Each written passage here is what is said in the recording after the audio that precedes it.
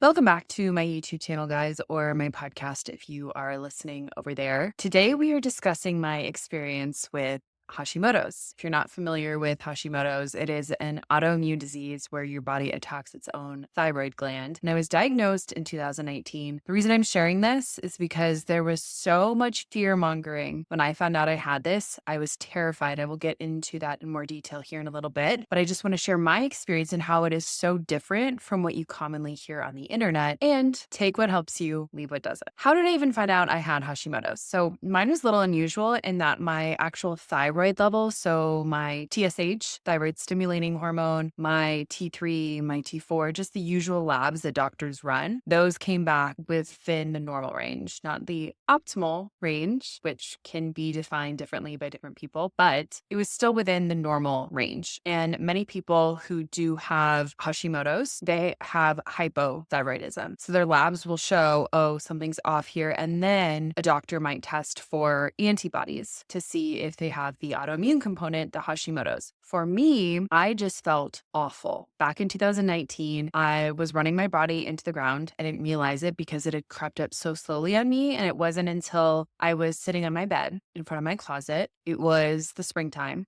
I was thinking, man, I really need to switch my closet over. But the thought was so overwhelming to me. I had that little energy that I said, okay, I need to go get some labs done. I need to have somebody help me figure out what is wrong with me here because I just don't feel normal. I was having a lot of brain fog, just really low energy. I was doing a ton of CrossFit at the time and I couldn't get through my workouts like I used to. And I was burning the candle at both ends while I was building my own business while working full time on top of doing a ton of really intense exercise via CrossFit. I just never slowed down and I didn't know that was a problem until it was a problem. And I happened to, it's kind of a roundabout way, but a nurse practitioner said, I can run some tests for you as through a friend who knew this woman. And she ended up testing for antibodies, for thyroid antibodies. And mine came back sky high relative to what's normal. So mine were between 5 and 600. And the normal level, depending on people's definition of normal, for a lot of labs, it is 30 or below. So mine was glaringly obvious that something was awry. Now, once that nurse practitioner diagnosed me with Hashimoto's, of course, I said, okay, well, thank you very much. I'm going to go get a second opinion. But after I got off the phone with her, she said, and by the way, gluten is gone forever. You are not able to eat gluten ever again. This is a trigger for people with Hashimoto's, with any autoimmune condition. So that's something you're going to have to stay away from and probably dairy as well. And given that I had a negative relationship with food in the past, this wasn't something because I'd done so much work on my relationship with food that was triggering for me in any way to have to remove this because if that was the best thing to do for my body, then sure. But the thing is, I developed so much trust in myself and in making my own rules when it came to food and exercise in my body that I took that as a suggestion versus a this is what must be done because I was going to experiment on my own, at least initially, until things started to spiral a little bit. I'll tell you about that here in a moment. But I spoke to my doctor and he said, okay, clearly you do have Hashimoto's, but the fact that your other labs are coming back normal, it's not something I'm really concerned about. I kind of asked him, well, does that mean that I'll eventually lead to having hypothyroidism then? If my body's attacking my thyroid gland, can't I get ahead of that in some way? And he said, and I understand that they are liable. They can't just say things without research. And he said, we don't really know what can be done at this point. We don't have conclusive evidence of what can be done to prevent your body from continuing down this road. So if there's a point at which your labs come back that you are hypothyroid, then we'll talk about medication at that point. But up until that time, there's nothing we can really do. And so I thought, okay, that's another perspective. And then I went on the internet. Why do I go on the internet? Why do we do that to ourselves? Went on the internet, got sucked into these online forums, and there's so much fear mongering on those. And everyone was talking about how their life is over, blah, blah, blah, that they have never felt normal again. And I was so terrified and I already didn't feel well. And I was already in an anxious state because of that, because I couldn't really figure out why I was feeling so poorly. And so then reading all of that when I was already in a vulnerable, anxious state sent me into a spiral. I full on spiraled. So here's what not to do. My recommendation of what not to do. Number one is to spiral, is to go on the internet and spend too much time reading about other people's experiences. Honestly, other people's experiences just don't matter, in my opinion. If you're looking for someone to validate that it's uncomfortable or you're struggling with something, I completely understand that. But I would be cautious of taking on other people's pain and other people's stories because it's so easy, especially when you're in a vulnerable state, to take that on and make it your own and say, okay, this is going to be my story. This is how things are going to go for me. And as I'll share with you in a moment, that is not how it has to be. Now, the second thing is everyone said you have to cut out gluten. And so I cut out gluten. I experimented with cutting out dairy. I do know I am lactose intolerant, but that's something that I've developed or built up my tolerance to over time, barring extremes. So that was something that I was already familiar with kind of tinkering around with. But this idea that it has to be gluten, when I was digging into it, there wasn't research to support this. It was just a lot of, well, it causes inflammation, right? You hear these terms on the internet that all these foods cause inflammation: dairy, gluten, wheat, blah, blah, blah. And in certain individuals, yes, that is true. But does that apply to every single person who has an autoimmune condition or who has a health issue? I didn't think so. And because I couldn't find anything that said conclusively, yes, this is the way it is, I asked my doctor. He said the same thing. He himself has Hashimoto's, which was really helpful. And he said, we don't know. We just don't know. When we've tested it thus far, based on the research we have, it is inconclusive. And most people show that it doesn't impact their Hashimoto's numbers. So that opened up a window of, okay, maybe this isn't the case. But what not to do is just jump to conclusions of all these things that everyone else is telling you without conclusive research to support it, saying, I need to follow all these rules that somebody else gave me. They may, in fact, need to be followed for you, but I really recommend keeping an open mind and staying away from the internet. Don't Google about it. Don't try and find out other people's experiences unless it's going to give you a positive, uplifting experience about how someone took their power back. Now, after I spiraled, and what this looked like was I just could not stop reading and learning about it, saying, oh my gosh, my life is going to be over. My health is never going to work again. My brain is never going to work again. I'm never going to be able to do workouts again. I'm just going to gain 100 pounds and I'm going to feel awful. And this is what my life is going to be. I'm going to have anxiety for the rest of my life. I'm going to end up depressed, right? That sounds awful. And that is where my brain went to because I was brainwashed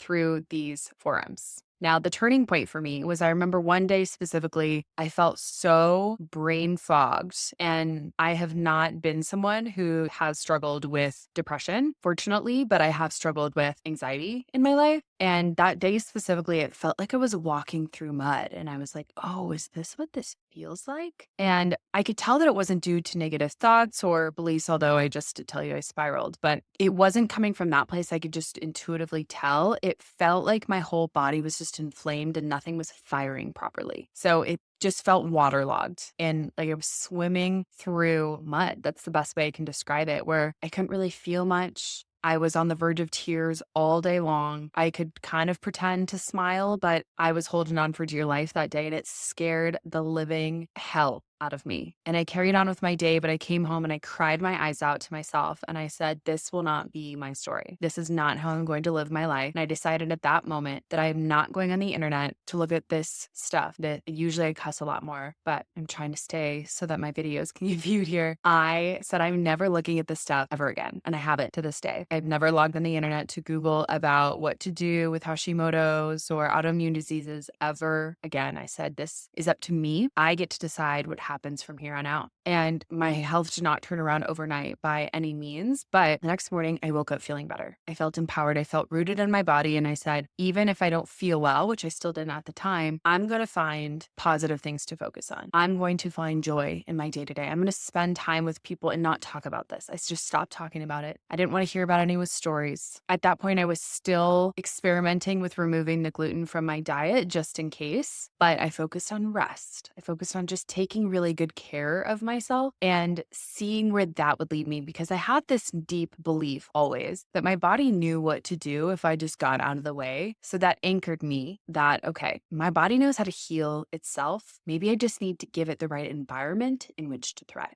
At this time, I was also starting to discover the nervous system and nervous system regulation. It was not nearly as prevalent as it is today in terms of the information that was available, but still that concept of the brain perceiving safety through the body was something that was new to me. And it made a lot of sense of, oh my gosh, I'm running around like a chicken with my head cut off, nonstop pushing my body. So it thinks that there's been an animal trying to kill it, or a tribe trying to kill me the whole time without any rest and moments of we're safe. We are safe. Nothing is about to attack you, to kill you. Everything is going to be fine. So learning this and framing my life through this lens was really helpful in getting to a point where, okay, I can chill out and everything is going to be okay. And eventually, and this is just within a couple months, I would eventually learn all these lessons again later. Don't you worry. But within just a couple months, took time off CrossFit. I just focused on walking, doing really light weights. My levels went back down to the normal range within just a couple of months. And this is after so much fear had been instilled in me that I was going to be doomed forever. They say once you have it, you always have it. So we can say that I am in remission.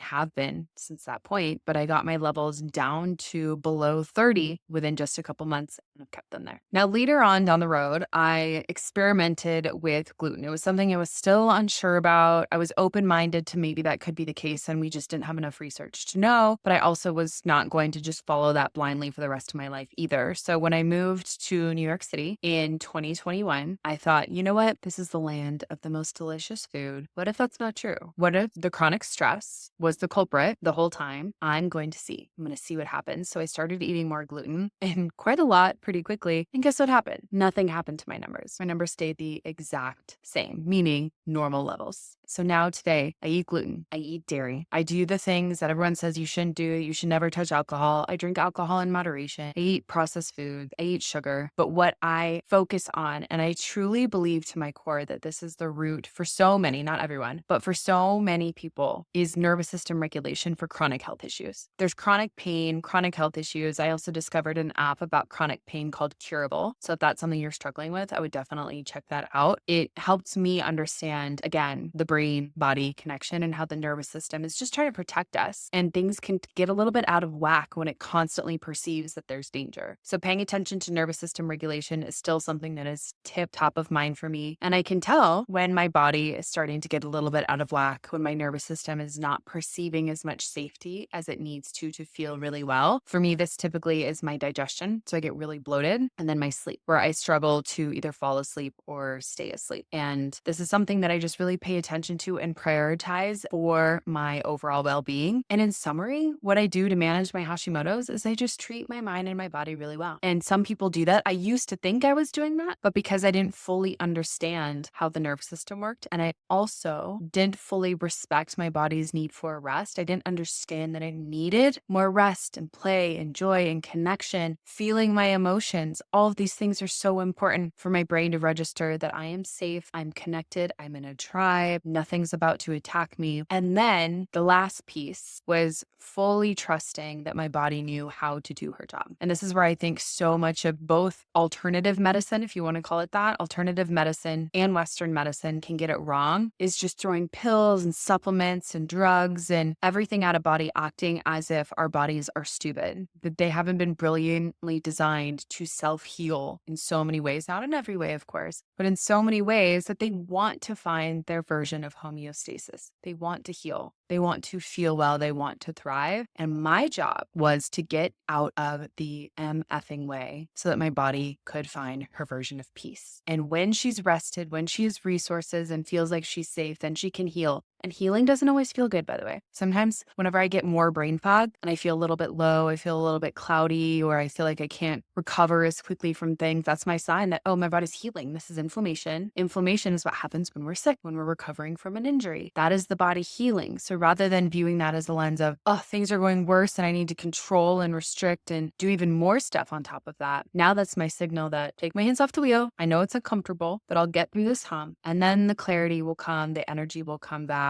the digestion will clear, whatever it is. So I hope this gave you hope if you were diagnosed with Hashimoto's and maybe you're struggling and feeling afraid of it, you've spent too much time on the internet like I did, or you just feel like your body's not something you can trust. I hope this has instilled some sense of purpose and hope in you that you can trust your body and that maybe all the things everyone is saying on the internet about what your future will look like is completely wrong. If you found this video helpful, this podcast helpful, if you can give me a thumbs up or 5-star review, a rating, I would greatly appreciate it. And if you do need help developing more trust with food and your body, I do have a great free training, 4 steps to stop obsessing about food. You can find that in the notes below. I will see you in the next video.